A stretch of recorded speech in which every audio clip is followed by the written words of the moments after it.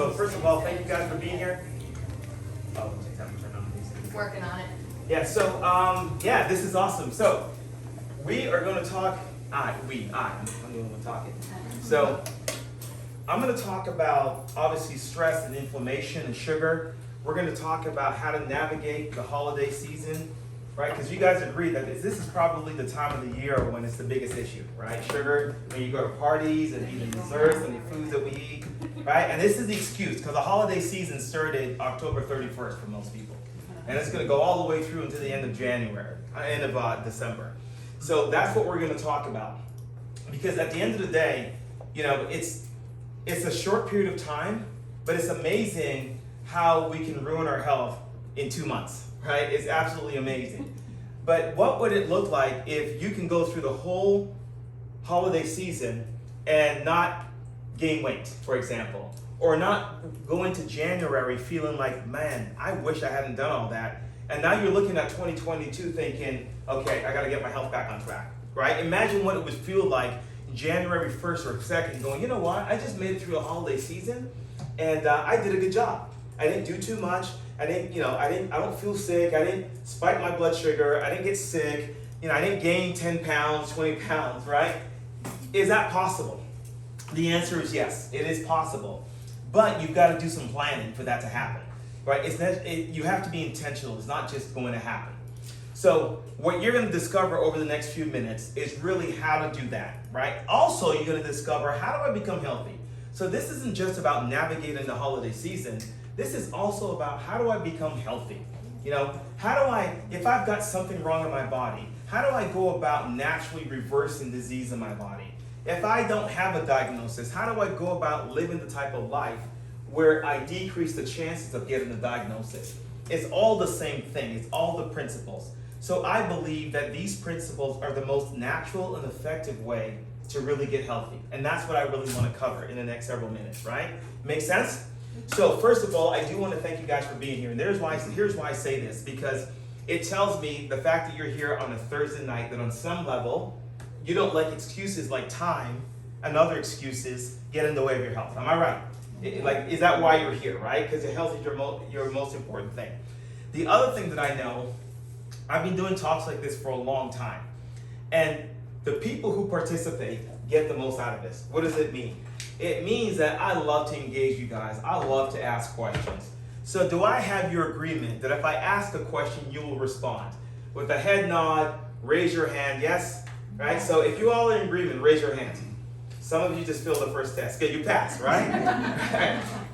So just because you're going to get so much more out of this. Okay, so let's get going. But first of all, you'll see on here, this little thing right here is called an LRQ. If you guys haven't taken a picture of it, do that now before I change the screen.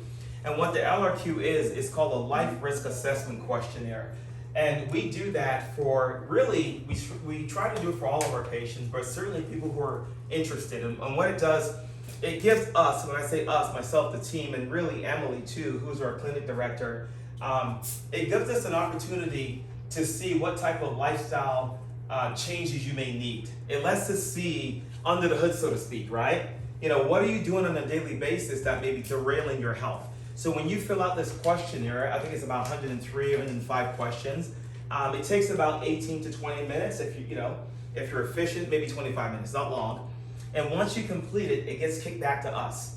And we take a look at this questionnaire, and then we do a 15-minute consult with you, just to see, okay, this is where you are, talk to you about where you are and where you want to be.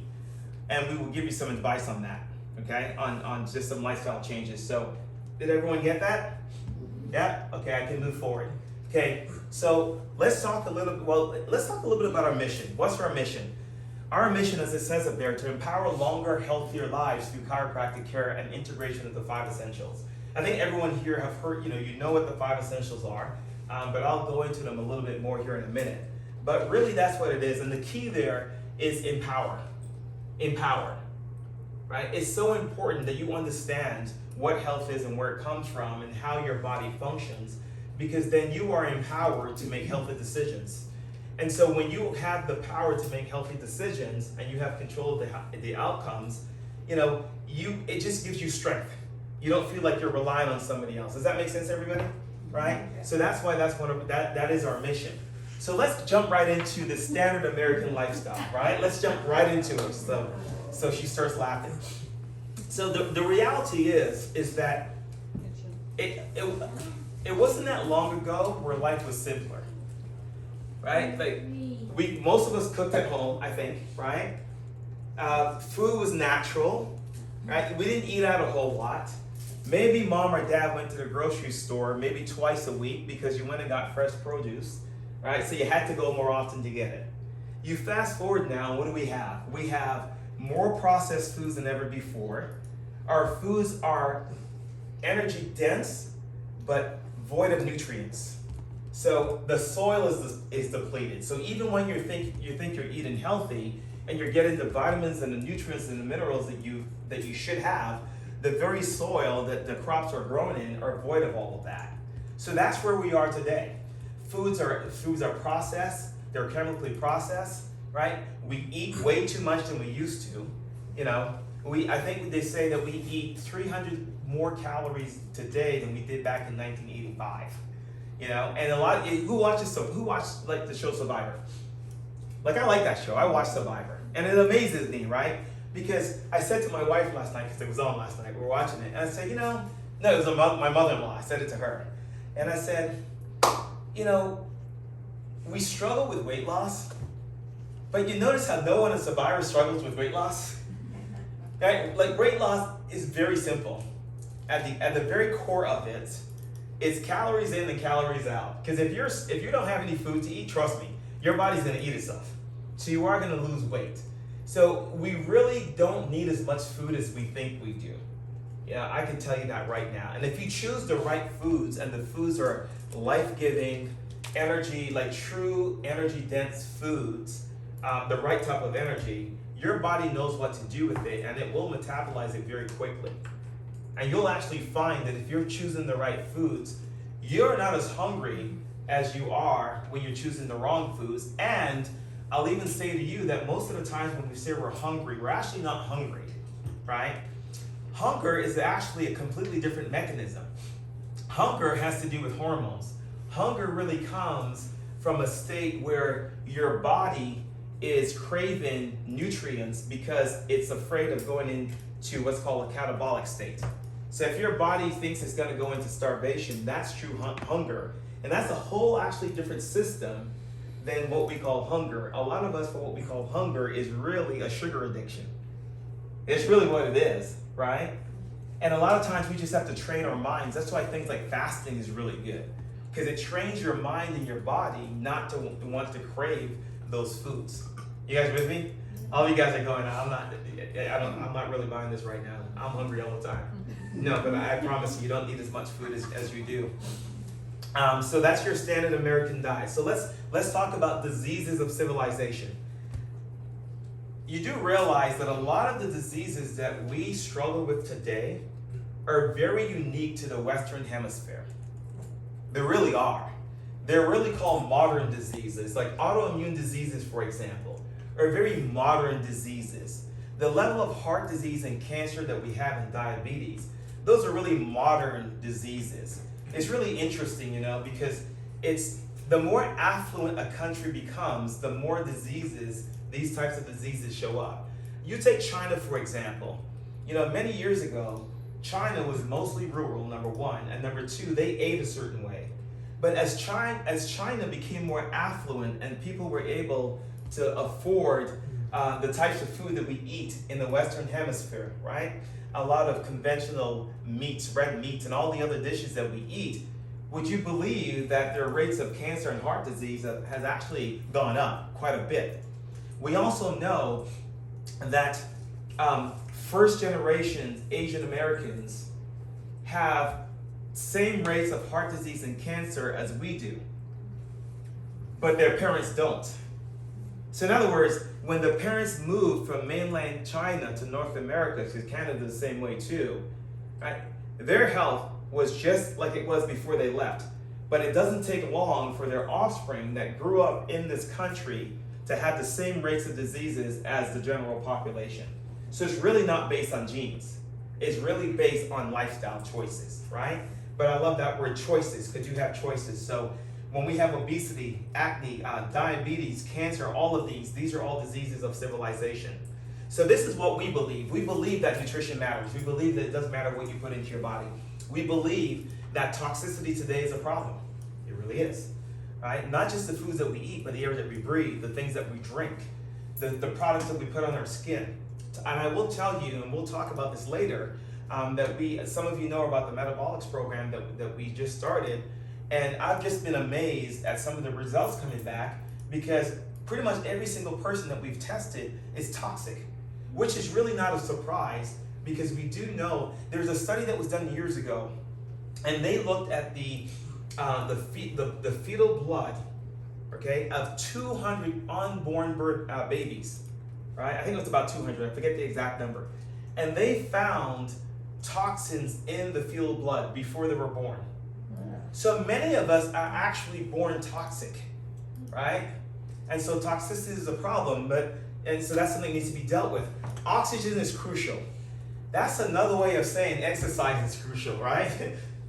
Because everybody knows oxygen is crucial, but the bottom line is 40% of the American population is sedentary and doesn't get any exercise. That's a high number.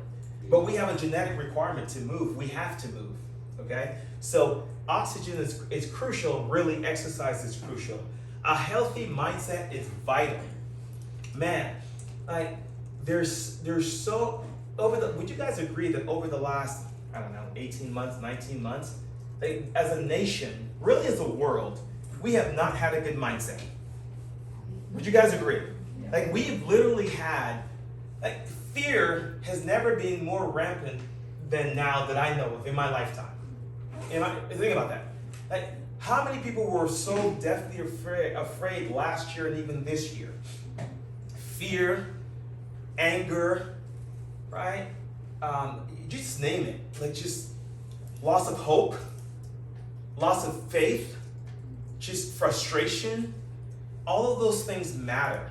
And then those emotions, right, they become manifested in your physical body. There's no question about that. They do. And so that's a big one right there. If we can just fix our mindset, right, and go back to have faith over fear, have love, compassion and empathy for other people, man, that goes a long way. Not just for your health, but the health of the nation. And then lastly, a balanced nervous system is the foundation. Really and truly, every single thing that we do affects our nervous system, but we never talk about it, right? We talk about nutrition, we talk about exercise, we talk about all these other things, but we never talk about the effects that it has on the nervous system. And the reason why that's important, especially when it comes to mindset, is because there's something called the thalamic theory. And the thalamic theory really talks about the fact that that we are sick because our nervous systems go out of balance. So let me explain. And this won't be foreign to you, but you've heard of the autonomic nervous system, fight or flight, right? Right there, fight or flight. And so there's two parts to the autonomic nervous system, and it's called autonomic because what it does is automatically runs your body. Make sense? You have your sympathetic nervous system. That's your fight or flight. That's the part of your nervous system that when we become stressed out, or just before we have to take a test, or something that makes us nervous, that system kicks in right away. And it's very fast. It's a combination of hormones that are released, like cortisol and epinephrine and norepinephrine and adrenaline, right? All the same thing. And it's also neurological. The problem is that your sympathetic nervous system was designed to save your life in a crisis, right? So the whole idea is if someone is threatening your life in the moment, you need your sympathetic nervous system to kick in. And that's why when you're stressed out, your muscles get tense because your body is preparing you to run, to flee. Really, it's the 3 Fs, right? It's not just fight, flight. There's also freeze, because that's what happens sometimes to some of us, like a deer in headlights. We just freeze. And so it's a real thing. So that's your fight or flight reaction. And it's really meant to save your life. The problem is that it's also triggered by what? It's triggered by our thoughts. So when we start to become stressed out about our health and viruses and our jobs and relationships and everything else, what happens is on a lower level, your body automatically goes into fight or flight or sympathetic. Well, on the flip side of that is that it requires lots of energy to be in that state. And so what ends up happening is that it's almost like robbing from Peter to pay Paul, because what happens is that that emergency system kicks in at the expense of your digestive system. So many people have digestive issues because they're stressed out. And it makes sense because when you're about to take a test, you have butterflies. That's a real thing. The reason why that's happening is because your body's literally moving blood away from your digestive system to other parts of your body. At the same time, right, it takes from your reproductive system, because the inborn wisdom of the body and the innate intelligence says, hey, listen, you really don't have to worry about reproduction during this time. So that's why when people are stressed out, right, and they have a very stressful life, it is difficult to get pregnant. It is difficult to conceive. It is difficult to carry a child to term, right? And so you may have, unfortunately, a miscarriage when you're stressed. So we know this is true. Then the other big system that it takes away from, or what we call downregulates, is your immune system, which is very important right now because, again, we came out of a season when we were very stressed out, right? We were sheltering in place. We were social distancing. People that we loved and cared about, we kept at a distance because we weren't sure if they were going to make us sick, and all that fear, right? It compromises our immune system. So now it becomes almost a self-fulfilling prophecy. And again, you guys know this to be true because what happens when you're really stressed out? Your skin breaks out, right? Your skin breaks out. You start having colds all the time. So do you guys see the relationship there? Now on the flip side, you have the parasympathetic system. So that's also called feed and breathe or rest and digest. It's really what it's called. And that's the part of your nervous system that's responsible for your healing, right? That's the part of your nervous system that happens when you're at rest. There's a book called Why Zebras Don't Get Ulcers. And it was written by a psychologist. And it's actually pretty, it's really good. And I have a copy of it. But zebras don't get ulcers. Why? Who can tell me why a zebra wouldn't get ulcers and human beings would? Okay, I'll tell you. Because there was a newsletter on this. Yeah, okay, right? But no, you're not, it's okay. Maybe some of you didn't get that newsletter, and some of you are newer. So we wrote that a long time ago. It's in the binder over there. It's in the binder. She has no bricks, right? She's like, no, you guys should have read it. Because think about it. A zebra is programmed, right, to do this, to do, they walk the prairie, they get food, they take care of their young, right? And the only thing they have to worry about is a lion. And so when they worry about a predator when they see the predator. And so all they have to do is run fast enough to get away, right? So their sympathetic nervous system kicks in, and if they are successful, they live to see another day.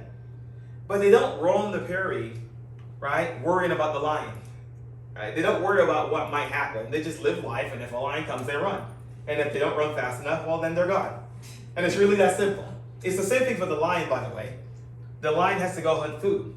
If the lion gets food, he or she's fine. If they don't get food, they starve to death. See?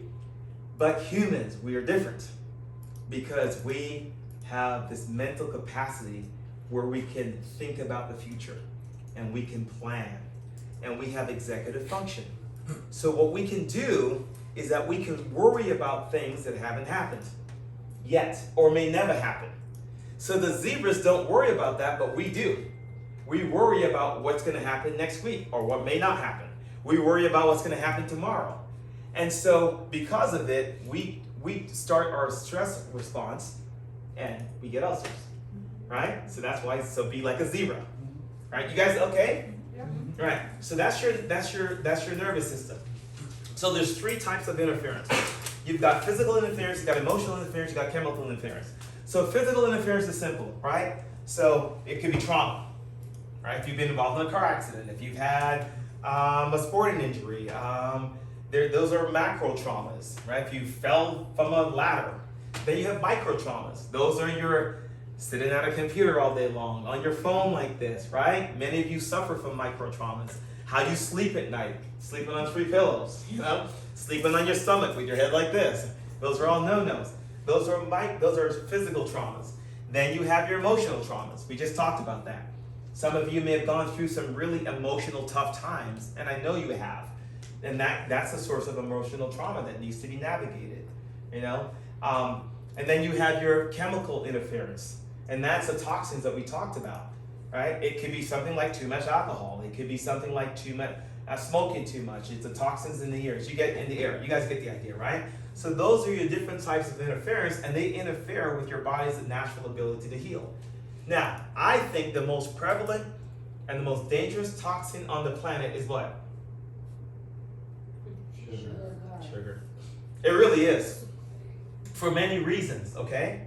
But, so, I mean, we're going to talk about this at some length, but we know that sugar leads to a lot of these different things. So let's talk about this for a second, okay?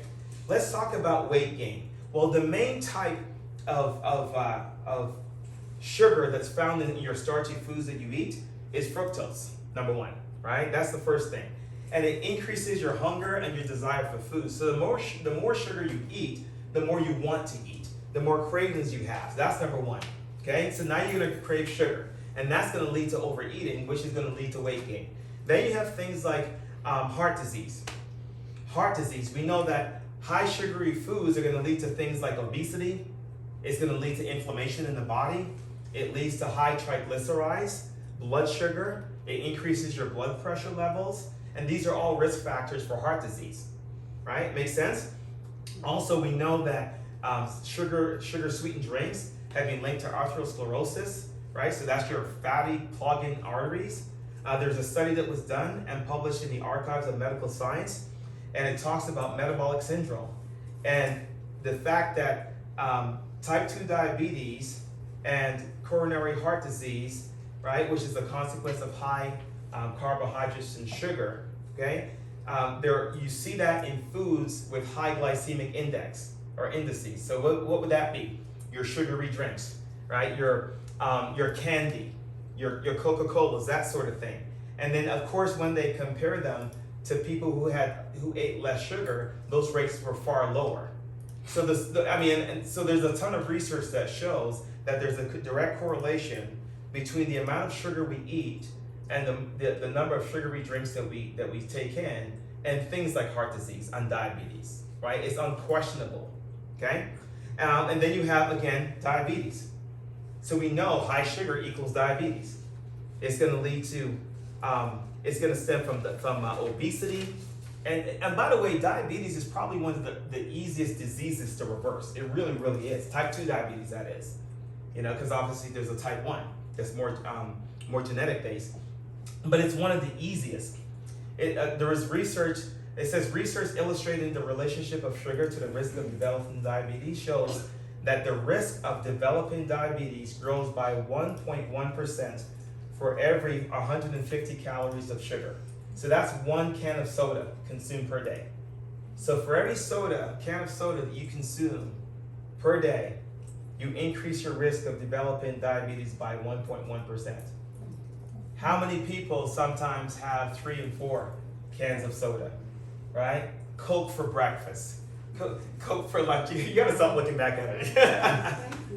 Right? Then we know cancer. Again, cancer cells love sugar. You have more receptors for sugar on a cancer cell than a normal cell. Actually, 8 times more than you do on a normal cell, right? Because cancer cells, generally speaking, don't love oxygen, so they can't use it for energy, but they love sugar, and they go through a fermentation process, right? You'll also see that a lot of them are broken, have what's called mitochondria broken in their cells, and we'll talk about that a little bit later. Hey guys, here's another thing that sugar is linked to: depression. Did you guys know that? Okay, so many researchers believe that blood sugar levels and neurotransmitter dysregulation and inflammation are all connected to sugar. As a matter of fact, there was a study that was done at UCLA, and the scientists found that consuming fructose significantly increased blood glucose, of course, triglycerides, insulin, right? And it seemed to impair people's memory. So what they're telling you is that the more sugar you eat, right, the less you remember. That explains a lot for a lot of us, doesn't it? Right? Right. And then of course there's energy and fatty liver and aging and acne and everything else. You guys get the idea, right? I don't have to convince you guys that, the more sugar you eat, the more disease forms in your body. And also, sugar is very addictive. I think people get that, right? They actually, what's that? What's your question? Why does sugar have to be so bad? Why does it have to be so bad? That's a good question. Everybody else in here, they're thinking the same thing too. Well, here's the deal. It's because our bodies were never meant to burn sugar the way that we do. So think of sugar like this. Think of your fireplace, right? Sugar is like your log. So when you put wood logs in your fireplace and they burn, they produce what? Soot, right? And your chimneys are black, right? And it's got, right? So it doesn't burn cleanly. And then you have natural gas. Natural gas burns cleanly. Well, sugar is like the wood, and fats are really like the natural gas. So we were actually not created to be sugar burners, but fat burners. The problem is that when we eat as much sugar as we do, our bodies will naturally start to burn sugar. You can actually reverse the toxicity from sugar within 10 days. And that's where the advanced plan comes in, or even fasting. Because you'll know, if any of you have done the advanced plan or gone through a season where you've taken sugar out, your taste buds will change, right? And you'll actually find that, my wife just came in with her parents and she could tell you that, the things that, while we're in college, the things that we drank and ate in terms of sugar, there's no way we can do that today, right? It tastes horrible. So your taste buds can change and your body can change. But Faith, to answer your question, right, our bodies, when God created our bodies, it was really for, and the energy source was fat. If you think about it, what did people naturally eat? Even way back in the Old Testament, right? First of all, they ate, in the Garden of Eden, they ate what? Fruits and vegetables. So it was natural sugars from fruits, and it was vegetables and seeds and nuts, right? And then eventually the Israelites complained and he gave them meat. So they started eating meat, right? But the Bible says, Proverbs, it tells you not to eat too much honey. See, everything you need to know about everything in life is in the Bible. You guys realize that, right? Like, this whole nutrition plan and talk came from the Bible. I'm just telling you guys right now. But no, but seriously. Right? The Bible tells you, don't eat too much honey. So really, fruits are like a dessert. It's like nature's dessert. It's the sort of thing that you eat at the end of your meal, right? So, does that answer your question, Faith? Yeah? Okay, good. All right, so we know that it's very addictive, and it's actually 8 times more addictive than cocaine. Do you guys know that? No. Think about that. That's an interesting fact. 8 times more addictive than cocaine. It negatively affects your hormone metabolism, right? And leads to all the things that we talked about. But you can detox from it. 10 days. Can you go 10 days without sugar? Who thinks they can do that? Maybe half the room put their hands up. Everybody can do that. It's just a mindset. You too, George. You can do it too. You didn't put your hands up. Right. So sugar is definitely a toxin. So listen to some of these stats. I'll just tell you. 1/3 of the sugar that we consume comes from soft drinks. Okay, and it's the #1 dietary source for sugar. Americans consume 55 gallons of sugar per year. That's a lot. How many cups of water, you can't answer, Angela, because I asked you this the other day. How many cups of water do you think it takes to neutralize a can of soda? You can tell they're in school, right? They put their hands up. Grace? 15. Faith, what do you think? 10? Anybody else? Did you say cups of sugar? Cups of water? Cups of water. 3? I was like 5. 30. That's It takes, how's that? That's a 30. Oh, did he? You told him, you whispered it. You did. 30 cups of water to neutralize 1 can of, and I told that to Angela, and she's like, see, in other words, you can never neutralize it. So who's drinking 30 cups of water? And if you're drinking 2 or 3 cans, so what's the solution? Just don't drink the soda, right? And there's lateral moves that you can make. We should have brought some stevia, right, and Olipop. So if you guys want some lateral moves for these things, by the way, just ask us. We can help you with that, right? So you can still have the taste of a soda without having the sugar. What's that? Espresso. Or espresso. that's your replacement. Or sparkling water. Or sparkling water, which I love, by the way. And of course, the #1 source of sugar is what? High fructose, yeah, fructose corn syrup, right? That's the #1 source. And by the way, how much high fructose corn syrup do you think we consumed back in 1966? Very low. Yeah, like 0. 0. So this is a new thing, right? So that's why reading labels is important. Holiday seasons, we just talked about that. So you realize the holiday season, that's 1/6 of your year, right? But during that time, that's when we go to parties. So think about the holiday season, how much we do during that 1/6 of the year, right? We tend to overeat and everything else. Add to that all the other parties and birthday parties that we go throughout the year, right? Can you see how it becomes a problem? Overeating and drinking.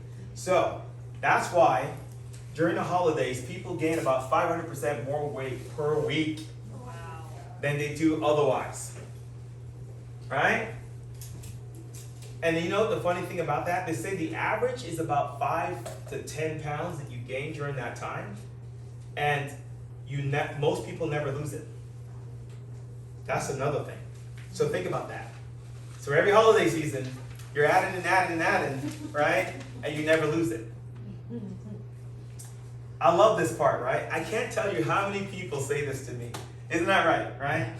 We talk about sugar, and people always go, yeah, but I don't eat sugar. Okay, you may not put a bunch of sugar in your tea and coffee, but I promise you eat sugar, right? Okay, here we go. If you eat any of those things, look how much sugar is in those things. Snickers. 5.83 teaspoons of sugar in this. And I used to love Snickers, by the way. Yeah. Hershey's, Twix. 5. So that's a lot. And that's one chocolate bar. But is it a fun size or a full size? That's a full size. That's the full size. But here, so let me ask you a question, right?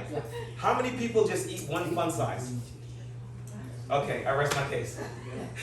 You know what I mean? So as a matter of fact, you probably eat more if it's a fun size. Yeah. Right? Must be creative in that way.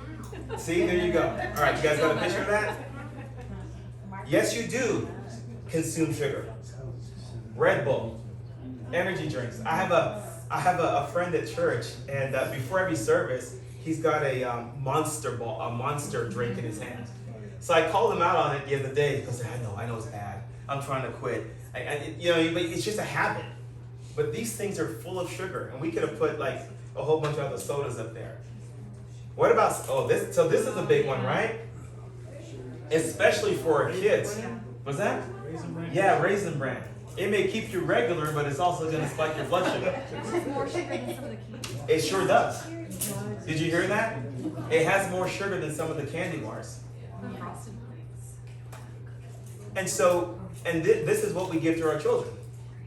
So no wonder you actually see more and more people, teenagers and people who are very young, developing type 2 diabetes.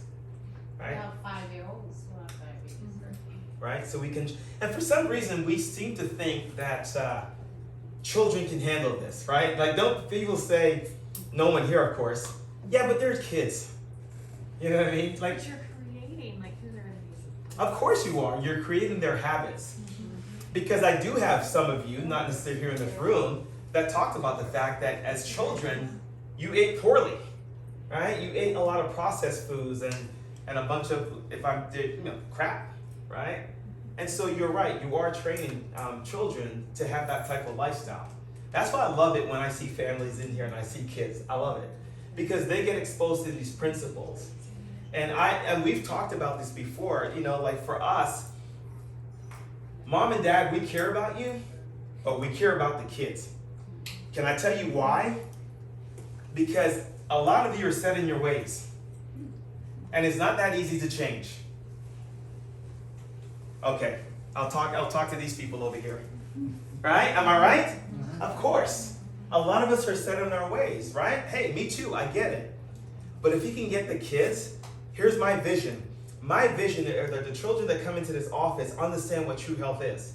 And they start to live this lifestyle. And so when they get married and they have their spouses, right, they share this with their spouses. And then they teach it to their kids.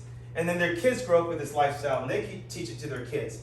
And before you know it, you've created a legacy. So when you bring your children in here and you expose them to this lifestyle, you are creating the legacy is what you're doing. I don't know if you guys, it's a ripple effect. It's a ripple effect, and that's why I love it. And so this is where it starts, knowing these different things. And the fruits. Listen, fruits are good, but you can eat too many fruits. I had one patient years ago that someone told her to go on a fruit diet. Yes, she got really ill because you're not supposed to eat fruits like all the time.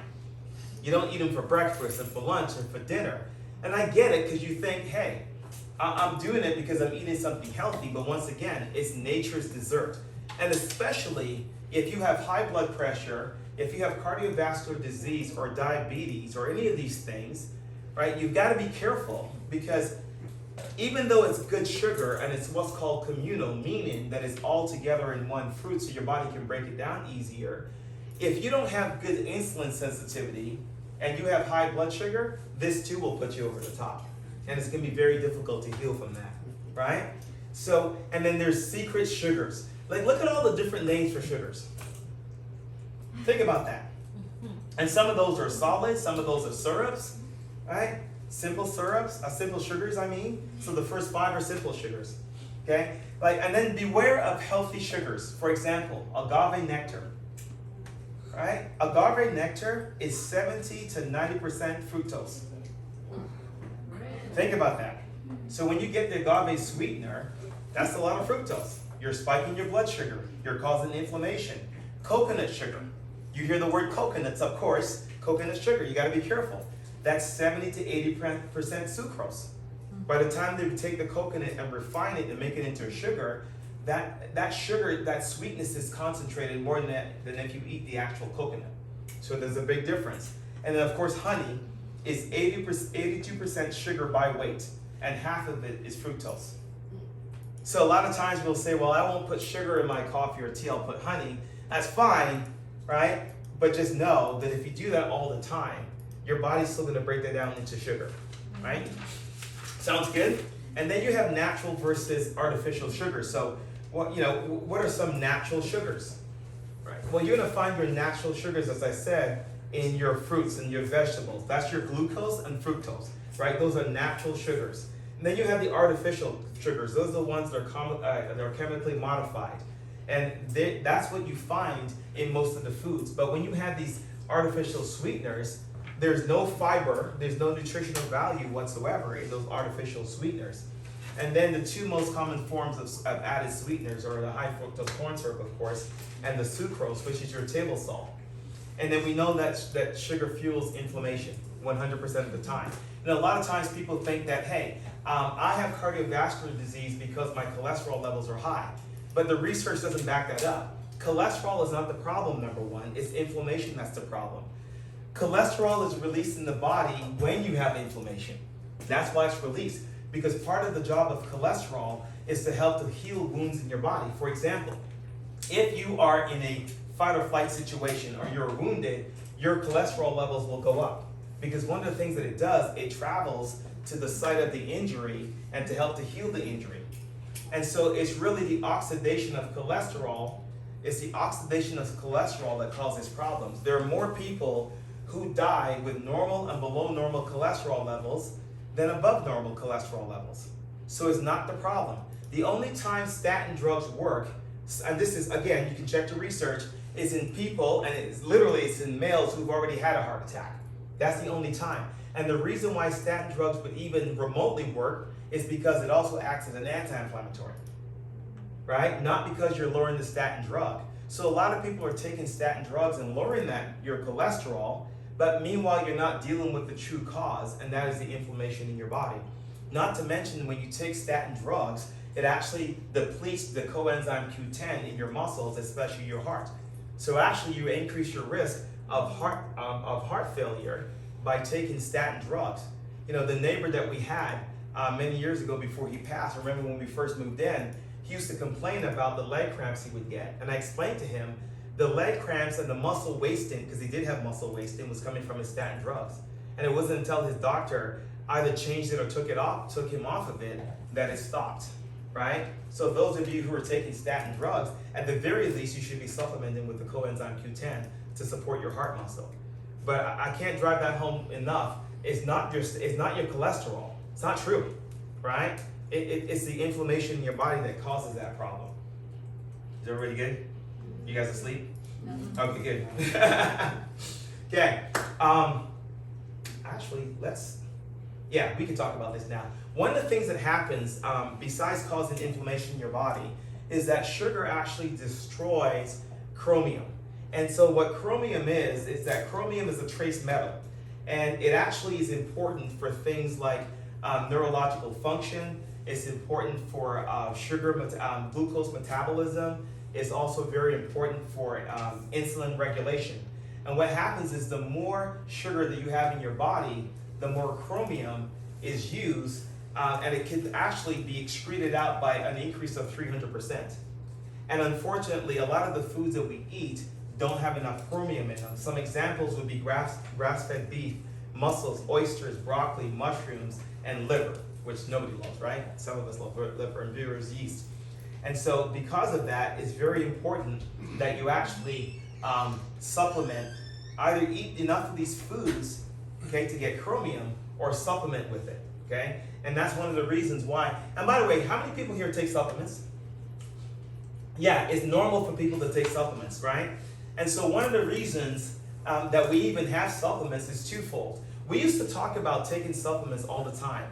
And then people would run out and go to GNC and Walmart and buy garbage, right? And buy supplements that didn't do anything. Or they'd go to Nature's Corner and buy stuff, which is great to have good quality. But we got tired of seeing people go and buying really bad food, buy bad supplements. See? And so Max Living as an organization decided to invest in creating our own supplement line. So we actually outsourced it to one of the biggest labs here in the United States to make supplements. And these supplements are made from whole foods, right? And they're organic and made from whole foods. And so that's why we did that. So that's why we offer supplements. So you'll always, listen, I actually was not a believer in supplements for the longest time. Early in my career, patients would ask me about supplements, and I would say this, listen, if you eat what you need to eat, you'll be fine. I was wrong. That used to be true 60, 70, 80 years ago, but I'm wrong because the soil is depleted and a lot of the food just doesn't have what it's supposed to. Again, going back to the metabolic testing, there's many people who are eating good food, but their body isn't breaking it down, number one, or the food doesn't have the nutrients that they think it does. So they're still deficient and have depletions of those nutrients. So that's why we have that. And when we talk about the 5 essential approach, really what we're talking about is we believe that these are 5 essentials to healthy living. And they're so common sense. We talked about it, okay? Core chiropractic is really about your nervous system. It's about having a healthy nervous system. We know nutrition is important. We talked about all these. So everything we do, when people come to us and they say, well, can you help with this? Can you help with that? Even with the metabolic testing, nothing that we do in this office has to do with treating the diagnosis or disease. That's medicine. Everything that we do in this office is about function. It's about restoring the body back to normal function. That's what it's all about, right? Does that make sense, everybody? Okay? How do you guys, Ron Burgundy, you guys know who that is? Right? How many of us feel like this sometimes? Everything I ate this weekend, we're going to pretend that it didn't happen, right? Well, that's what happens over the holiday season. Like next Thursday, that's probably going to happen. I'm going to pretend none of this happened, but it happened.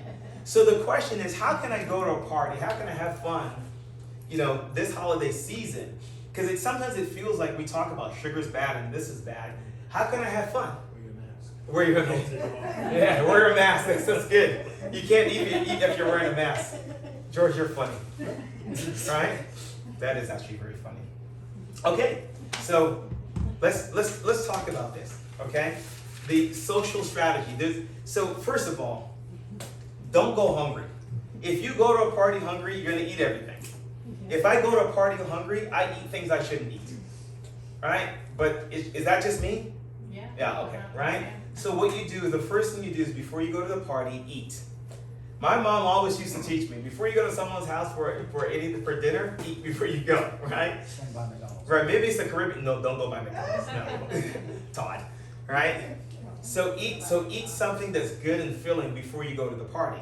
Right? So now when you go to the party, you're not famished, you're not starving. That's number one.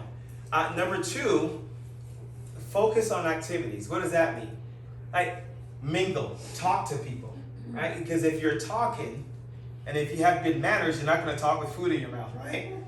So if you're talking and mingling, you're not eating a whole lot. Don't linger near the food table. When you linger near the food table, you know that's trouble, right? Like how many times have you been to a party and you're by the table and you're like talking and you're eating, and the whole time you're eating, you lost count of what you've eaten, right? Is that just me? So this is what you do. Go to the opposite side of the room, have your conversation and sit. Because inherently, a lot of us are lazy anyways. So if you feel like getting something and it's over there, a lot of times you're like, I don't feel like getting up and going to get that. So I'll sit here a little bit longer and you'll talk. Right? Am I right? So these little strategies. Plan ahead. What does that mean? Okay. So if you're going somewhere and you kind of know what the menu is, or you're going to someone's house and you know they're not going to have anything healthy because you've been to their house before and they don't know anything about what's healthy. Right? So what you do is that, if you go, let's say you go to someone's house every single year for Thanksgiving. You know who brings what. Right? You already know what you're going to eat and not going to eat. Don't get in trouble. Mac and cheese. Mac and cheese, right? So what do? You already know, okay, I know so-and-so is going to bring this, and this person's going to bring this, and then he's going to bring this meal. I'm not touching it, that's nasty. Right, you get it? And you plan ahead, and you just so you know, I'm going to eat these things, but I'm not going to eat this. There's something magical about that. If you think ahead, I'm not going to eat the mac and cheese or whatever it is you decide not to eat, then it's less likely that you'll eat it. Because you're going against your word, if that makes sense. You know what I mean? It's almost like you made a pact with yourself. Having said that, guys, listen, this is not about being legalistic. Go and have fun next week. Don't get me wrong, right? But just know, you have to know yourself. You have to know your limits. If you know that when I go to someone's house and I eat X, Y, and Z, and this is a weakness of mine, in all likelihood, I'm going to eat some tomorrow and the day after that. Like if you know that red velvet cake is your weakness, and you go and you eat some, oh man, I love red velvet cake. I haven't had this in so long. What are the chances that you're not going to go to the store and buy one? Oh, look at you guys. You know it's true, right? You're going to go buy one because you miss it. You're like, this is so good. And then you buy it, you eat a piece. And of course, if you can't find just one slice and you buy a whole red velvet cake, you got to eat it. You can't throw it away. You can't waste money if you don't have any help. You see how it becomes a slippery slope? So you just got to know yourself. Don't do that, right? And then if it's a potluck, bring a healthy dish. No one else might eat it, but bring a healthy dish, right? Have you guys been to one of those parties where like you bring the healthiest dish and people are like, yeah, it figures Sod would bring the healthy dish. And nobody wants to eat it, so you end up eating it all. There's no shame in your game, just do it anyways, right? And then, of course, when you're shopping, where should you shop? On the outside. Yeah, outside. But shop on the outside. Make sense? And then you can also balance your sugar with food. What does that mean? Well, if you're eating good carbs, so your greens, your vegetables, either raw or roasted or partially cooked, or you right? But like, don't cook the mess out of the vegetables, right? Listen, I'm not from the South, and I'm sorry. The first time we came down here, and I went out and ate and it was like, would you like some greens? The whole thing was limp. Listen, that's all of the nutrients are gone. You might as well drink the water. You guys with me? Right? Sorry, Southerners. Forgive me. But don't cook the mess out of your greens, okay? But if you're eating vegetables, that actually helps to regulate your blood sugar better. Also proteins. If you're doing that and you're having anything sugary, it helps to balance your blood sugar and it helps to regulate your insulin levels. So that's very important when you pick. You know, if you're out again, even at home, drink water infused with vegetables like cucumbers or something like that, right? So that way you're still getting those nutrients, you're drinking your water. If you are on the advanced plan, or even if you're not, I'll talk about that in a second, low glycemic fruits. So these are fruits that don't turn into sugar quickly. So what are some examples of low glycemic fruits? Blackberries. Berries, Mango. Granny Smith apples, no mangoes, no. Right? I'm sure it is, right? So you guys get the idea. And then if it's gonna be whole grains, try more ancient grains, right? Your quinoa, your millet, as opposed to the refined grains that you get in the store, because that's gonna be broken down quickly into sugar, okay?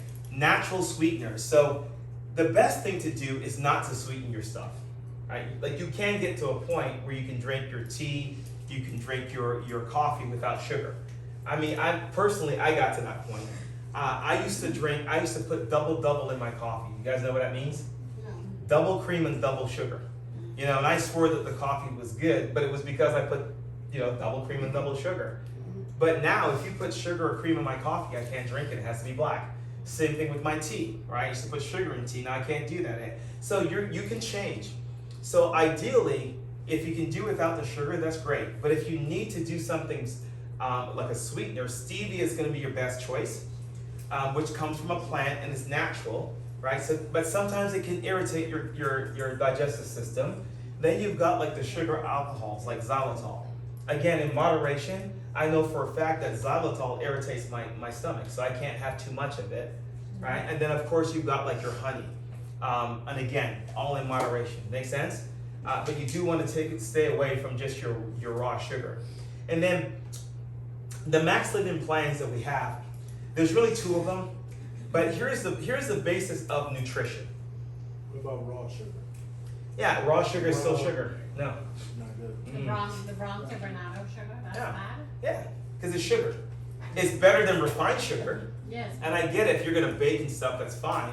But at the end of the day, it's gonna be broken down quickly into sugar. Do you know how much sugar you can have in your bloodstream at one point? Who knows the answer? Actually close, 1. 1. If you have more than 1 teaspoon of sugar in your blood at any point in time, you'll go into a coma, right? So that's why you have your pancreas releasing insulin to be able to do that. That's why when you dump a bunch of sugar into your body, your pancreas has to work really, really hard to get that sugar out of your blood, right? So that's why your insulin levels are gonna be so high. So you can't have a ton of sugar in there. So even if it's raw sugar, if you have too much, it's still sugar, right? So your coffee. So here's the key with the advanced plans, okay?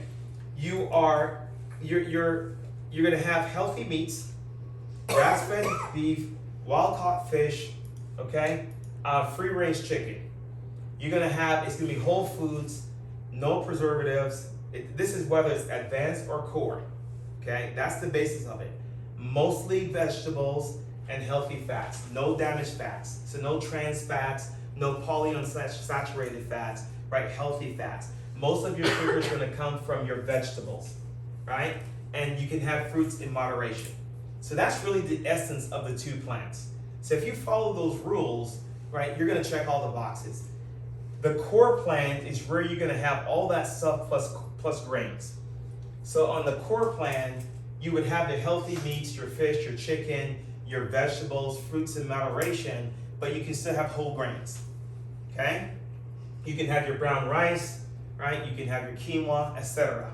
The advanced plan is really more short term, and it's for people if you know that you need to reverse disease in your body, if you know that you're inflamed, if you have type 2 diabetes, if you've got heart disease, cancer, high blood pressure, if you're trying to lose weight. It's really an anti-inflammatory diet. And what you're doing is you're taking the sugars in all forms out of your body and your diet for a period of time. For some of you, 30 days is enough. It takes about 2 weeks for your body to switch from a sugar burner to a fat burner. And you'll know that you're switching because in those first 2 weeks, some of you will get headaches. Some of you will have mood swings and you won't feel great. Some of you may even start to feel a little bit sick and break out a little bit. That's your body detoxifying. But typically after about 10 to 14 days, your body will now switch to a fat burner, and that's when you start feeling amazing. That's where you start eating less food, and you have more energy, you're sleeping better, right? So that's what happens. So it takes about 30 days.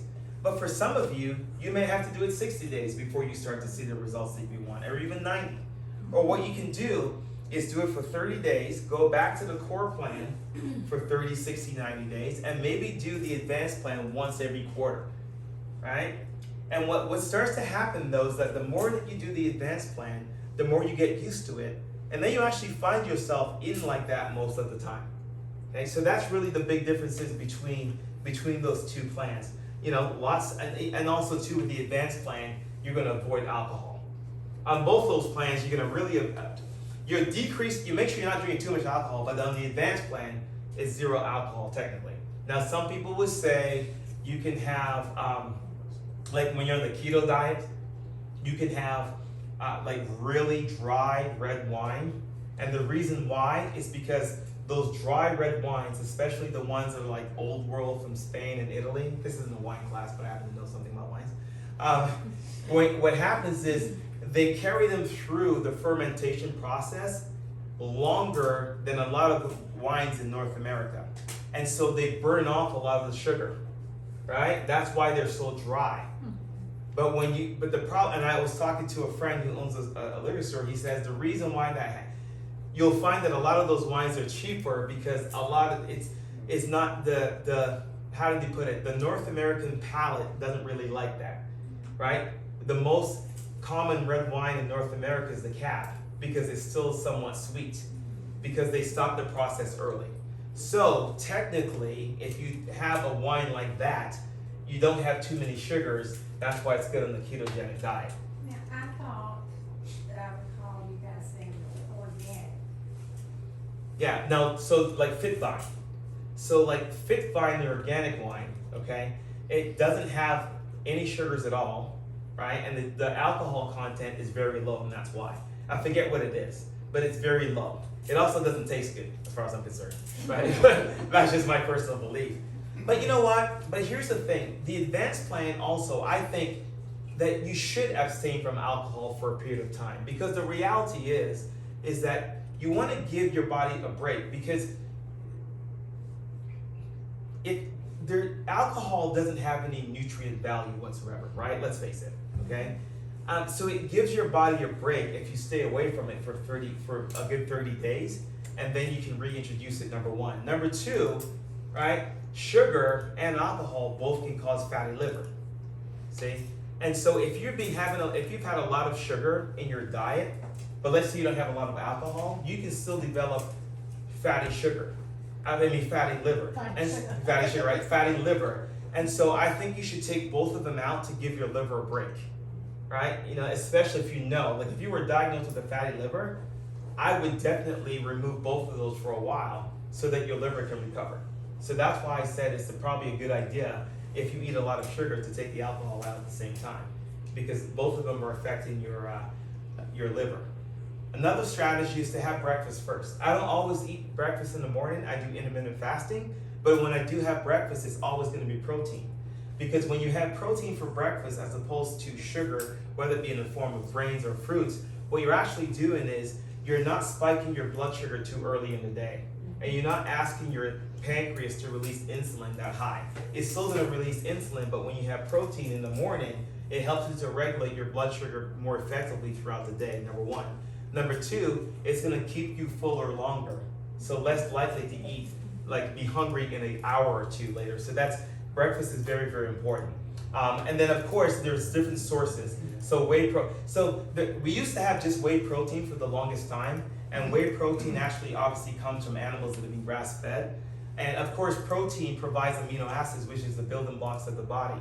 And then of course, lots of people are vegetarians or vegans, so that's why we came out with the perfect plant protein, right? So it's got a bunch of different seeds and plant proteins in there.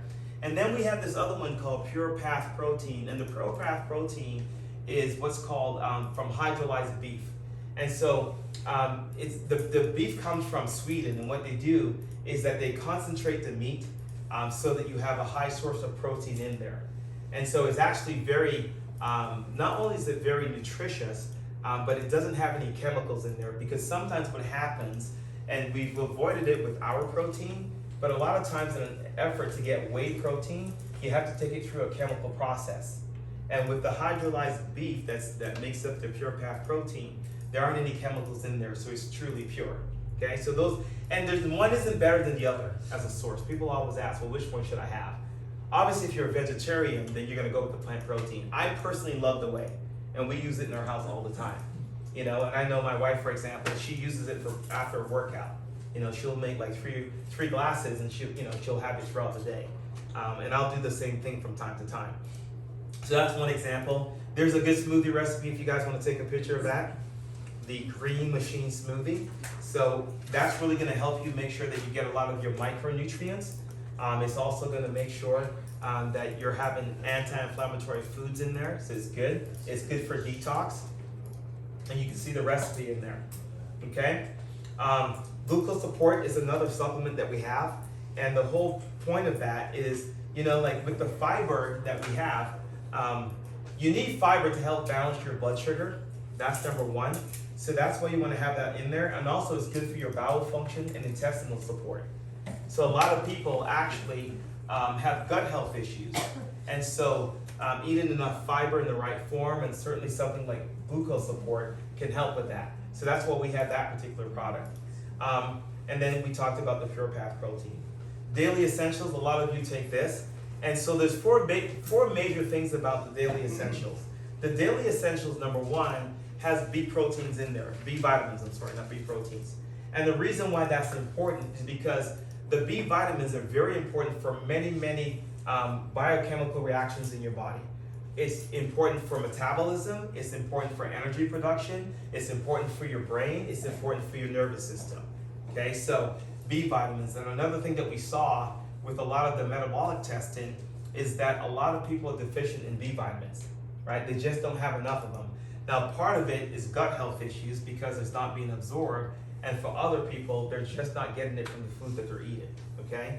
So the Daily Essentials provides B complex. It also has what's called optimal omega, and that's the fatty acids. And so the omega-3, omega-6, omega-9 fatty acids are very important for your nerve cells, your brain cells, but all cells need fatty acids. And so a lot of times if you're eating the standard American diet, we don't have enough omega-3, and we actually have too much omega-6 and 9.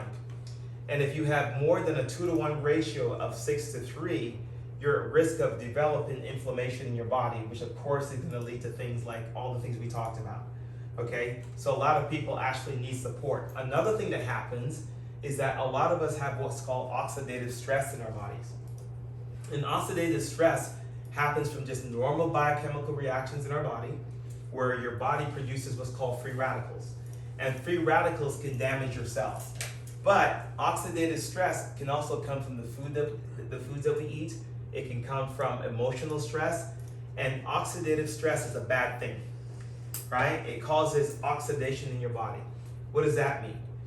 When you bite an apple and sit it on the counter for a long time, it turns brown, right? That's oxidation. And that's what happens in our bodies, and it can damage our tissue. That's why you need antioxidants, right? And so antioxidants are there to neutralize that. But if you have a lot of oxidative stress, it can deplete things like your fatty acid, right? It can deplete your energy stores. And so that's why it's important to supplement with that. And then it has magnesium in there, which is also important, and vitamin D and probiotics. And the reason why vitamin D is important, right? Who knows why vitamin D is important? Because the production of vitamin D is a 24-hour process. Your body makes it, excretes it through the skin, or it absorbs it. You live in North America and you shower every day, you're automatically vitamin D deficient. And if you live in North America, right, we have seasons, and there are times when we're not outside in the sun. Exactly. And that's how your body makes vitamin D. And vitamin D is very important for your immune system, and quite frankly, every other cell in your body. And by the way, how vitamin D is actually made in the body is when the sunlight hits the skin and converts cholesterol into vitamin D. So if your cholesterol levels are too low, in all likelihood your vitamin D levels are too low. And 70% of Americans have low vitamin D levels. And if you go to your medical doctor and get tested, he or she will tell you that if it's around 35, you're good. Well, that's good if you don't want rickets, right? Really and truly, you should be somewhere between 70 to 100. And most people aren't there. As a matter of fact, coming through, there are some studies that I think I referenced this at the makeover, that they were able to show a correlation between people who came down with COVID and got really sick and vitamin D levels. There was a direct correlation, right? The people who got the sickest also had low vitamin D levels. So there's many, many reasons why you should be taking vitamin D. The reason why you want vitamin D with probiotics, because the probiotics helps your body to absorb the vitamin D. That's why it's called vitamin D+. Sounds good? And then we talked a little bit about metabolic testing. And really what the metabolic testing is, you know, a lot of us guess, right? We take supplements, we go, we should take this, we take that, and we just take it because you should. But we don't really know if we all have individual needs. And metabolic testing is really a way to see what the needs are that you have.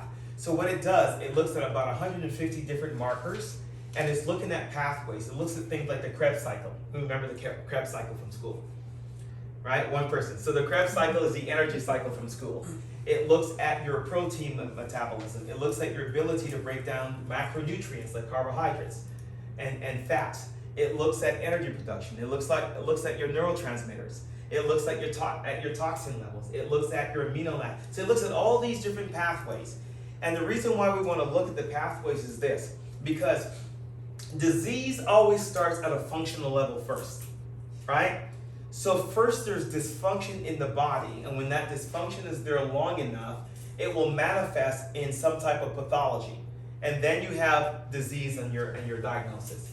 But like cancer doesn't start as cancer. Heart disease doesn't start as heart disease. It starts at a very cellular level. And so metabolic testing is not an effort to predict a disease. It's not an effort to treat a disease. It's not an effort to do any of that. It's an effort to see what is broken in the body that shouldn't be broken. Which pathways aren't working well that should. So what it leads to doesn't matter, right? You can just check the box. But what would it be like to understand where you're broken and to be able to repair it before that diagnosis comes? And that's what metabolic is all about. And then it allows us to tailor a program specifically for you. So that's what it means. So we can get to see, hey, your supplements, you're taking this supplement, it works, keep taking it. This one is not working. This one you're taking, but you're not taking enough. Oh, you're eating well, but your body's not absorbing it. You've got gut health issues. Oh, you've got a bacterial overgrowth, or you've got too much yeast. Those are the sort of things that we can see, right? Make sense? And that's what it's all about. If anyone is interested, you can talk to Emily afterwards about that. It's not for everybody. What do I mean by that? Many of you need to start eating properly first before you even start about testing. Right? So if you're eating very, very poorly, like start eating, like, you know, make healthy choices first and do that for a while. And then we can start talking about testing, you know? Because you can't out-supplement a poor nutrition, right? It's a supplement, it's not a replacement. So you don't get to like not exercise and eat poorly and then take 1 million supplements. That's not how it works either. Yes, George? How do you do the testing? All right, so there are kits that you get, okay?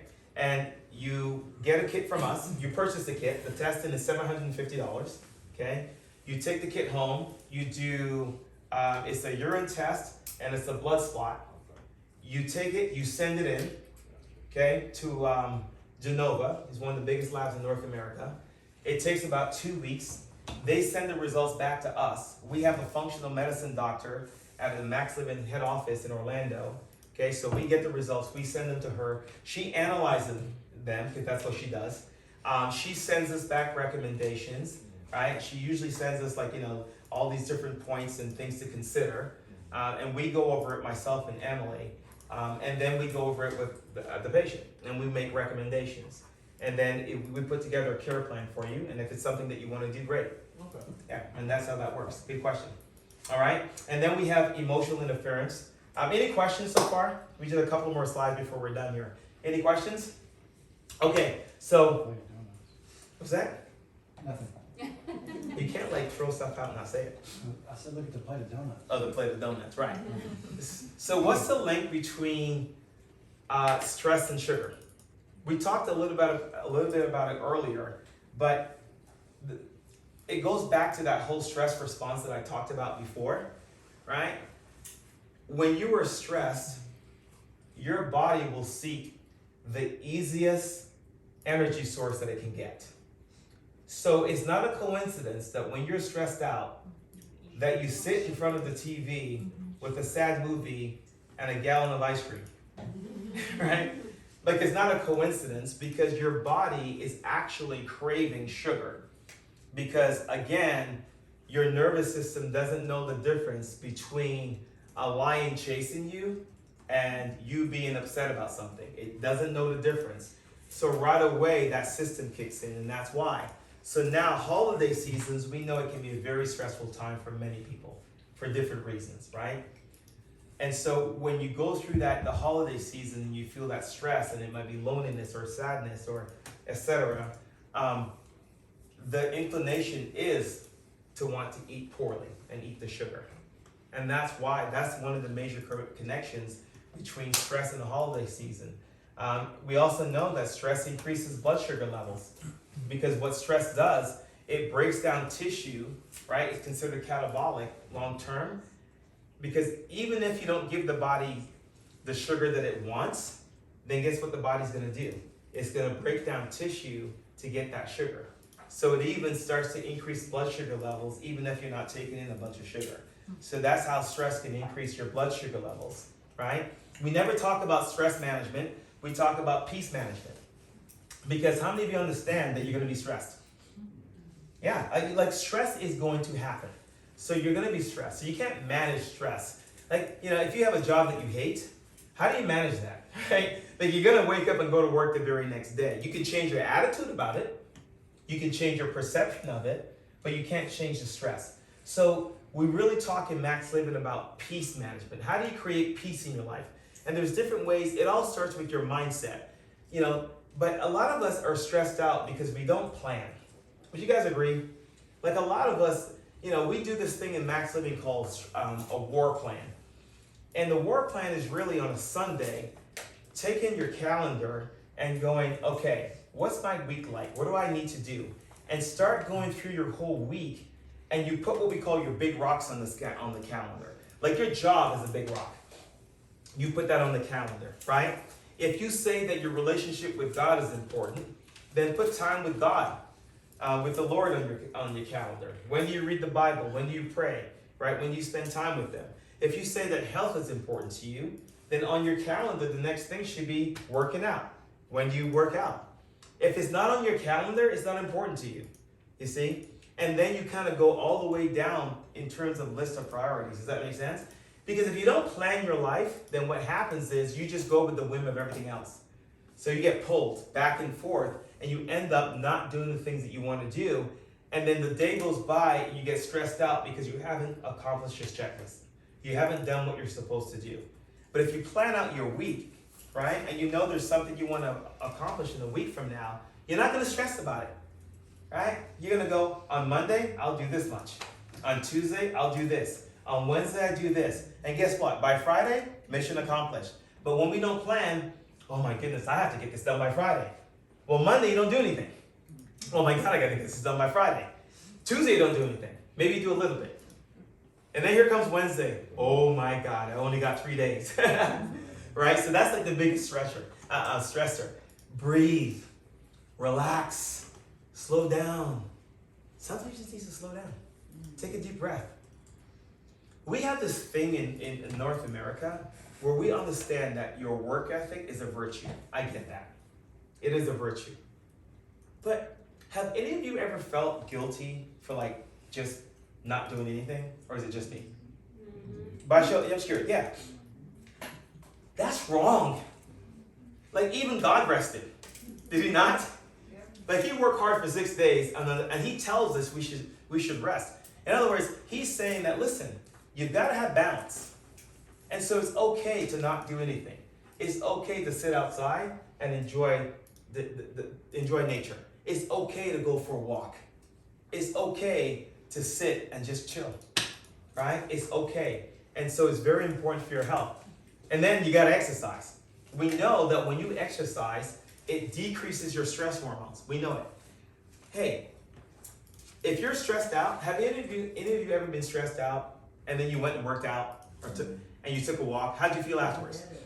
Right. Yeah. You know why? It's programmed. Let's go back to fight or flight again. What happens if you're in fight or flight? Right? Let's say someone attacks you, right? What were you going to say, Sharon? I was just gonna, everything shuts down with your organs that you don't need to fight. You're right. It shuts down, right? Long term. But this is what happens. In that moment, you're either going to fight for your life or you're going to run. So inherent in the response is actually a balancing of your nervous system. You guys see that? Right? So it's actually built in that when you experience stress, if you move, it actually reverses the stress in the body. That's why. So exercise actually decreases the stress hormones. It calms down the parts of your brain that started the whole stress response in the first place. That's why exercise is important. Listen, I am a huge fan of prayer meditation, right? Every morning, right, Ange? Every morning, I wake up, I have my little seat, my sofa that I sit on in my corner. I get my, don't judge me, 24 ounces of coffee, big mug of coffee, but it's black, organic. That's all I drink for the day. Don't judge me. You guys are judging me. I can tell. It's a big cup. Yeah, but it's all for the day. It's like 3 cups, right? Yeah. I knew I should have said that. Oh, I sip it. I sip it. Oh, let you guys judge it. And this is so sacred to me. I started doing this probably about 6 or 7 years ago, and I can't not do it. Like my day is not the same. And I have headphones, and I have a guided meditation that I listen to. There's different types. And I just sit and I breathe and I relax and then I pray and I read something, open my Bible, and it just sets the tone for the day. And if I don't do that, my day is not the same. So if you don't do that, please, I beg you, make some time for that. It's amazing what it'll do for you. And then of course, get plenty of sleep. That's another thing that we brag about, right? Oh, I can only sleep 3 hours a night. I don't need a lot of sleep. Okay, you might get more work done, and you have to get a lot of work done because you're not going to live as long. So yes, you got to have a lot of work done. So the whole idea that, hey, I only sleep 3 or 4 hours, man, that's not good, right? We know, research tells us that when you're not sleeping, like if you sleep 3 or 4 hours, this is what happens. You're not in REM sleep. You're not there for very long. REM sleep is when your body heals. It's when you store information and balance hormones. So guess what happens? People don't sleep a whole lot. Their stress hormones are high, always high. So your cells are being bathed in cortisol. And that's going to destroy your health. So it's not a virtue to not sleep, right? And then just have a different view on life, right? Does that make sense? I know I spent a bit of time there, but it's very important. We already hit all these different things. And then the last thing I want to talk about is health. Listen, just because you feel good doesn't mean you're healthy. And those of you who are patients, you've heard us say that several times, right? So health is function. The World Health Organization says this: health is an optimal state of the body physically, emotionally, and mentally, and not merely the absence of infirmities. What does that mean? It means that health isn't just how you feel or whether or not you have a diagnosis.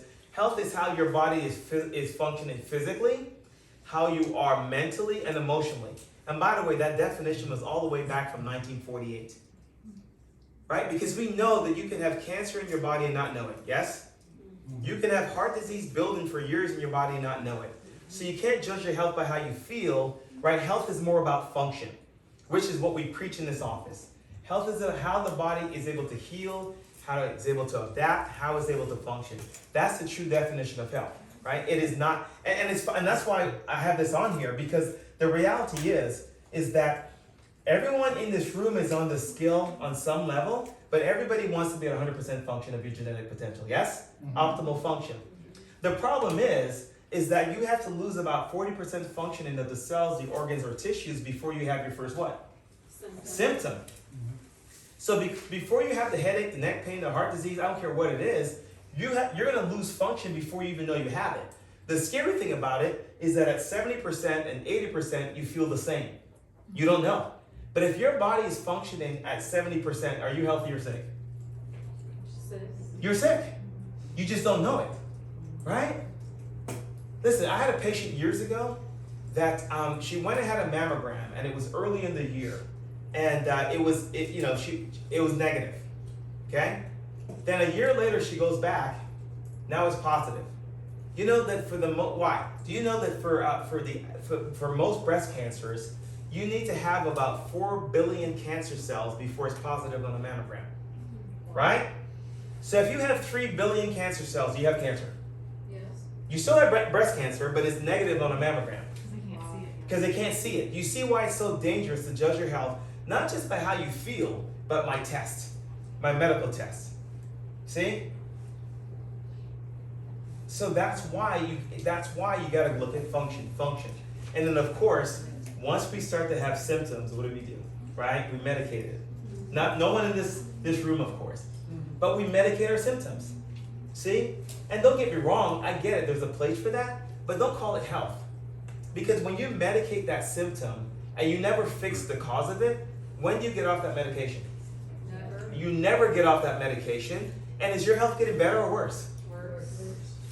About 800,000 people die a year in this country from heart disease. You mean to tell me none of those people were taking blood pressure medication? Right? So I'm not saying don't take your medication. What I'm saying is please don't call it health. So while you're on the medication, what should you be doing? You should be. Do you know that your body can heal? Do you guys understand that? Like you can reverse heart disease. Do you understand that? You can reverse cancer. Do you guys know that? You absolutely can. Every disease is curable, but not every person is curable. There's a difference. I read an article that a woman healed herself from HIV. Yeah. I saw the article today. Would you agree that Lou Gehrig's disease is probably one of the worst diseases on the planet? You guys know what that is? Lou Gehrig's, when all the muscles in your body shut down and you suffocate. And even Lou Gehrig's, there are cases where people had remission, where they didn't have it anymore. Your body has an amazing capacity to heal because there's a life force in your body that heals.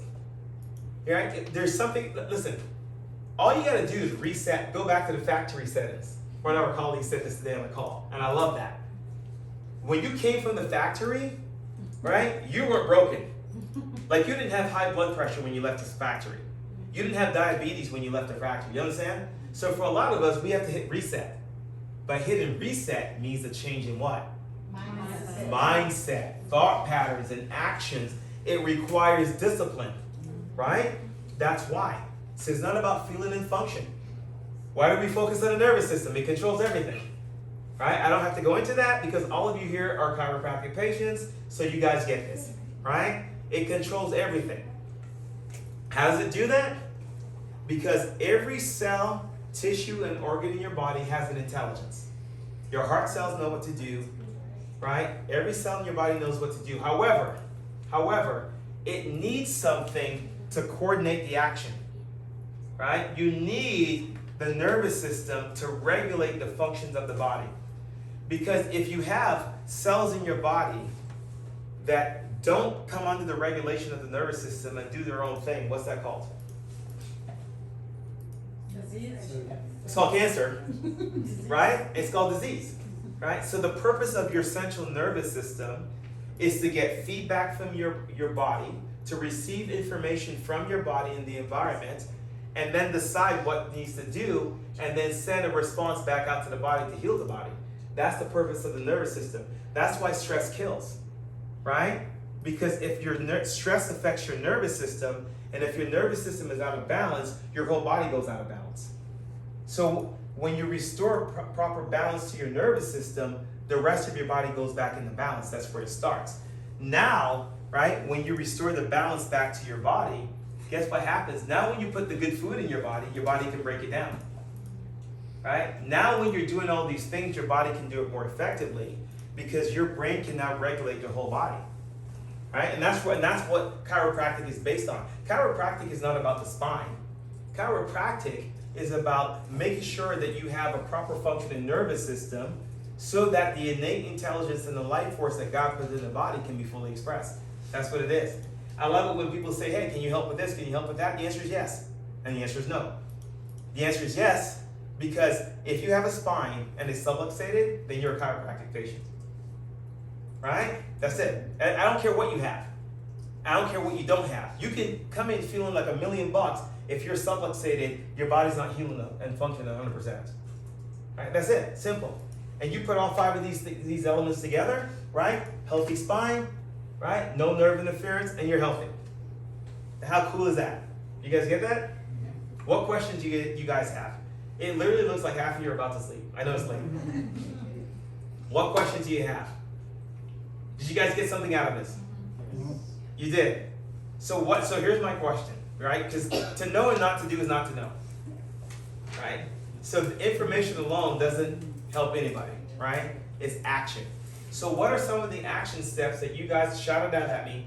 Are you guys going to take this holiday season to not fall victim to this? No sugar. Okay. Right No sugar. What else? Planning ahead. Planning ahead. What else? This is a quiz to see what you guys learned. Eat before you go. Oh, eat before you go. Plan ahead. Eat before you go. No sugar. What else? Exercise. Try not to stress. Yeah. Try not to stress. How are you going to do that? Right. Stress management? Yeah. Yeah. No. Peace management. Peace management. Give me some examples of peace management. Meditation. Right. Meditation, pray, Right. Exercise. exercise. What else? You guys are recycling answers here. Give me something new. Mindset. Maybe stay answers. We talked about sleep. Sleep, yeah. Yeah, that's important. Change your perception, right? When you change the way you look at things, the things that you look at change. You guys have heard that before? It's true. Change your perception. Good, that's what we're gonna do. Earn your food. How about that? Oh, yeah. Earn your food. So this is what we'll do on Thursday, right? As much as you're telling me, Kevin, don't eat sugar, on Thursday, what are you gonna have? Sugar. All right, you're gonna have some stuff, right, Miss Carol? So this is what we'll try this. Earn your meal. Earn your meal. What does that mean? Try not to have sugar until Thursday. The gobble jog is on Thanksgiving. Gobble job. Exercise. Yeah. Exercise. Do your push-ups. Like, earn your yeah, like if you know on Thursday that you're gonna go and eat a lot, this is what you do. Have a really healthy breakfast. Don't eat junk. Don't eat cereal, right? Get you some eggs with the yolk, right? None of this egg white business, right? Get the yolk in there, the whole egg, okay? Right. No, what's wrong with egg yolks? What's wrong with egg whites? Right. But Well- what's wrong with egg whites? Well, what's wrong with egg yolks? Because if you eat egg whites, you're taking out the yolks. So I'm asking you guys, what's wrong with egg yolks? It produces high cholesterol. No, it doesn't. That's what But you it need says. cholesterol. That is unscientific. Really? 80% of the cholesterol in your body comes from your liver, not your diet.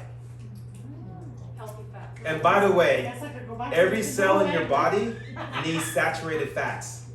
The yolk is nutrient dense. So It is amazing for you.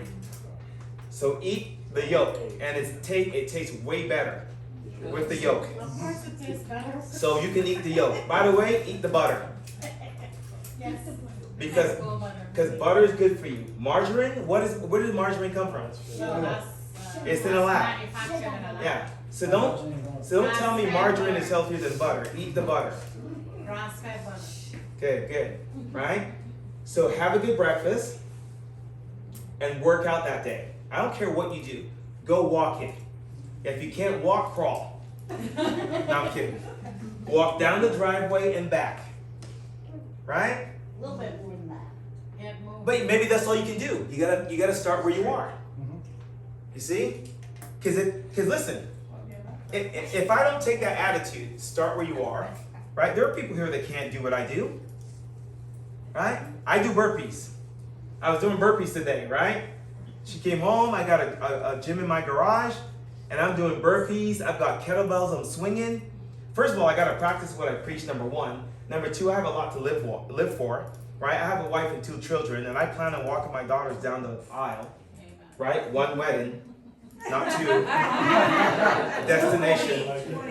They better get married at the same time. Same thing. I like that. Double wedding. You see what I'm saying? Right? So you've got to, but some people can't do that. That's Right? true. My mom Yeah. can. Right. So you know what? Walk.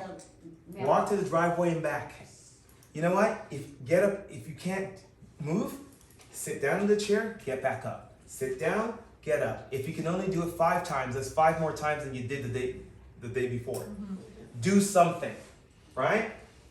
Do something. Can I share a couple of testimonials with you, and then we can go home? Sure. Because at the end of the day, this is what I love. This is what we love, right? Love it.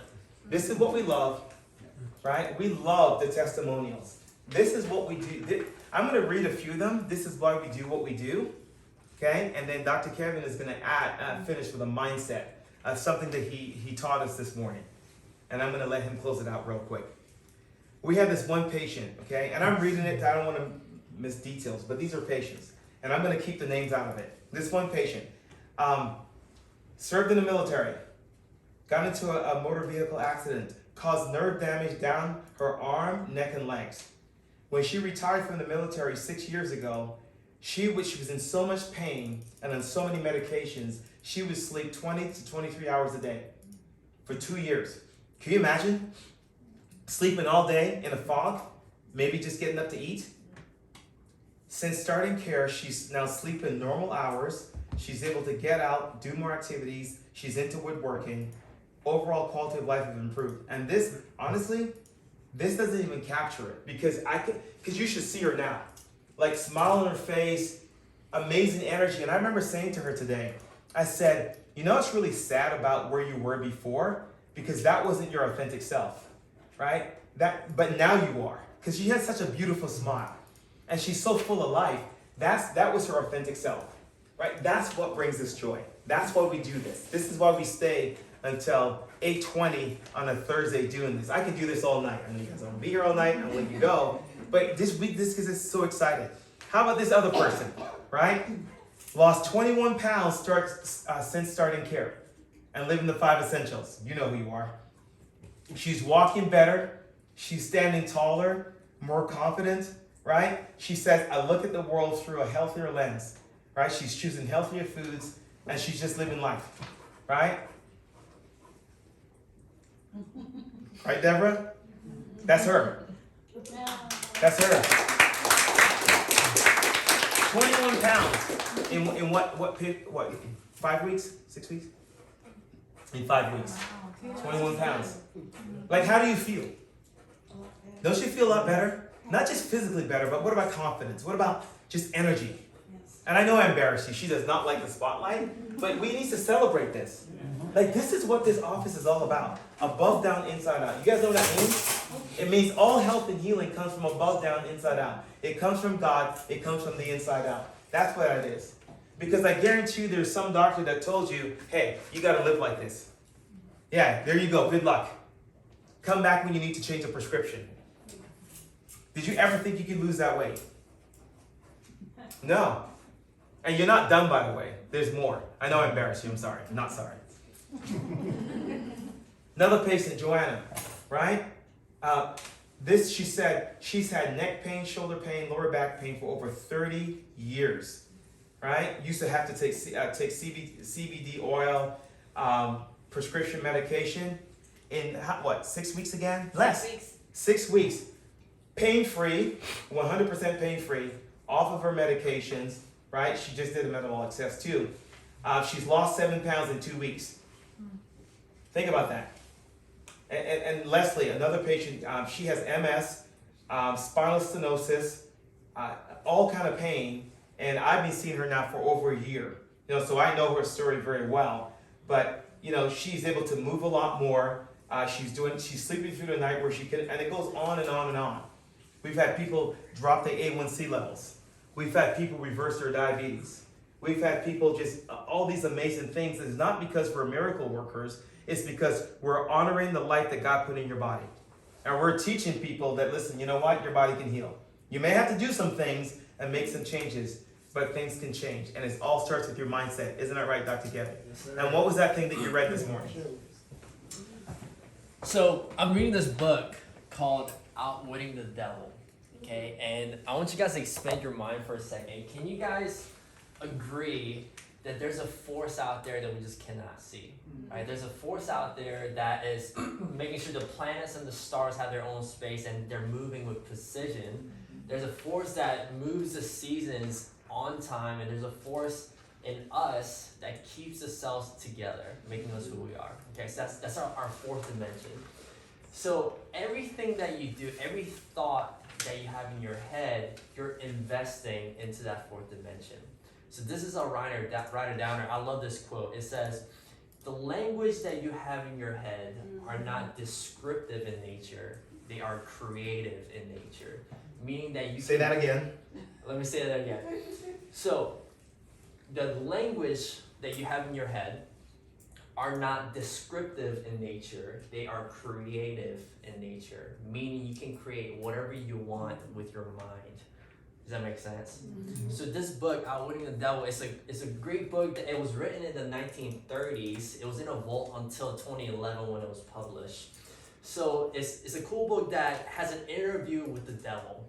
And it says this, the devil says, "My main goal is not to make you evil. My main goal is to make you drift.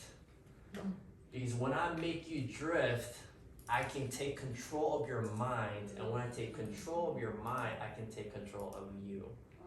Does that make sense? It's not to make you evil, but it's to make you drift. It's going to make you drift using your habits. How are habits formed?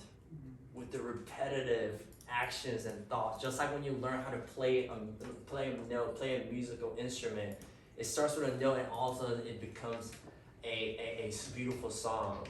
Same thing happens. So this law is called the rhythmic law. I forget what it's called, but anyways, every thought and action that you make, you're slowly building a habit. It could be good, but it could also be a bad thing. And there comes a point where your habit, there's a point of no return. Think like a whirlpool. You're stuck in that whirlpool, and the devil says, "I got you now. I can control how you think." And he says this, "My opposition, who your earthbound people call God, he gives you the privilege to think for yourself." Doesn't he? But when I can control your thoughts, now I can control you. I can take the individually out of you, and all of a sudden you can think like the masses, making more people think like me, the devil, and control the world. Can we not see that in this world today? Yep. And he goes on to say this. The devil says, this is why, this was written in the 1930s. This is why I don't even try to deal with the scientists. I can't waver them. Because scientists look for the truth. They study and look for the truth of law of nature. Because scientists, they used to study and do procedures to understand the law of nature. How does the world work? I can't explain God, but how does everything work? But now, instead of trying to understand nature, we're starting to control nature. Can you guys see that?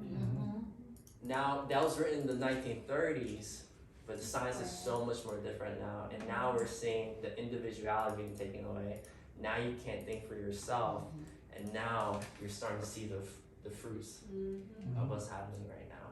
So you can create anything with your mind, because that's the foundation. Yeah, that's good, isn't it? Amen. Yeah. I like that. Look at Emily, she's so proud of him. Emily's the wife. Smiley. Yeah, she's all smiley. And listen, because the scientists that he's talking about, they were called naturalists. And they would study science so they can live in harmony with it. And then right around the Renaissance period with René Descartes, and he was the one that said, he went away from the vitalistic concept, and he said, you know what? There is a separation from the body and the mind. He says the mind is over here and the body is over here, and that doctors should deal with the body and that religion should deal with the mind. And so medicine took his theory and ran with it. And that's how we got a separation of mind and body to this day. And then science, the mandate of science was explicit. They said, we want to learn and study nature so we can control it. And that's why we have the medical model that we have today. Because it went from trying to understand how the human body worked to go, hey, if we understand how it works, we can start doing this and doing that to it. And some of it was great because it was life-saving stuff, like a heart transplant. But then some of it hasn't been so great, you see? So this is why it's so important. When I hear people say trust the science, it makes me cringe. Because I love science, okay? But science says this. Science says that for something to be considered scientific, it has to be able to be subjected to scientific scrutiny and be disproved. So if something is considered scientific, I actually have to be able to design a study to disprove it. That's how it works, right? Right, that's the scientific method, the null hypothesis. So you just gotta be careful when you say trust the science, because based on that, then science says God doesn't exist. Because there's no scientific model that can prove the existence of God. And that's why what we do is at odds with modern day science and medicine, because we believe in a vitalistic energy that can't be measured. Like, you'll never be able to scientifically prove chiropractic as much as we would like it. Because it's based on a vitalistic energy in your body. And you can't measure that. Can you measure the wind? You can't. You can see the effects of wind, but you can't measure it. You see that? So I'm just saying, be careful when we run around repeating what we hear. Trust the science, trust this, at the expense of individual thought. And I'll leave you guys with this. Thinking and following the masses has never changed the planet.